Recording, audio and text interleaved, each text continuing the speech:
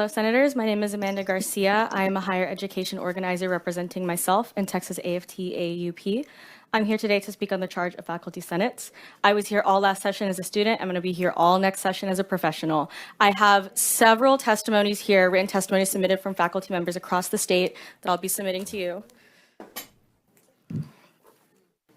And Mr. Creighton, I have a question for you. When you and your committee come together and you decide your priorities and what bills you want to write, how many times during that process do you reach out to the communities that your bills will affect and genuinely take their voices into consideration? And I'm not talking about the voices that you agree with or those that you bring here as an invited guest. I was at every single higher education hearing during the 88th session. Hundreds of faculty and students warned you back then the reality of what SB 17 and 18 would do. You were unfazed.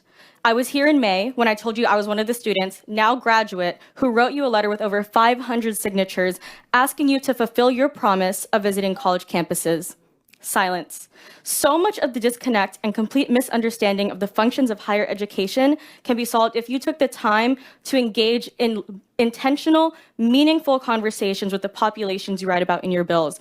There are faculty members here who came on Veterans Day to tell you that they want to engage in those conversations with you. And it cannot start and end with us sitting at this table, looking at you, speaking to a person who will never respond. You have the opportunity, Mr. Creighton, to reach out to faculty members who have come before you today, and they made it very easy for you to do so.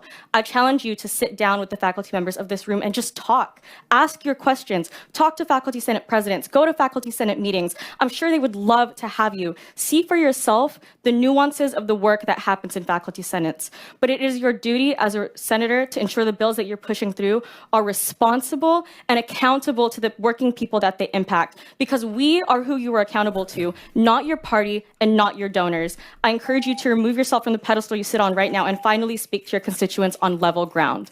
That's all. That's good. It's good testimony. I assure you, the dais doesn't answer questions, but I assure you that all of us in the Senate, not just on this committee, are on campuses all over Texas, working with the very people that you recommend. So, well, obviously there's 32 million Texans, right? So the matrix of finding someone you know and extrapolating that into we haven't met with anyone is not logical. Yeah, well, reach out to me. Go ahead. Next testimony.